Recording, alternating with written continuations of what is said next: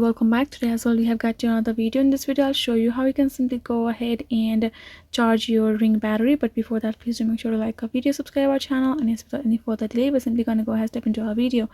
For the matter, first would be simply for you to go ahead and access the particular ring device in your house. And once you have accessed it, you simply have to remove that battery from your ring device itself. So you're simply going to go ahead, pull out that particular plate of your ring device that is in the silver, as it has been holding here in the picture, and then you can simply press this push button of the ring battery. Once you have taken that out, you can simply go ahead, your battery gonna look like this, including this little your box of your faceplate of your battery. You can see this push button that we just used while taking out the battery. Then you can use the charger that you will get in within the shipping of your ring doorbell. It's all the setup, and then you're gonna go ahead, attach it, and then this lights will light up simply, and that means your battery is being charged. You can know it once it's done being charged. Go ahead, attach it here in this box device, and simply take it out again and attach it the way we attach it. Simply push it in, and that way you will simply be able to change and charge your battery like that. That is the way you can do it. Hope this video was helpful to you all. Thank you so much for watching, and I'll see you guys in our next video.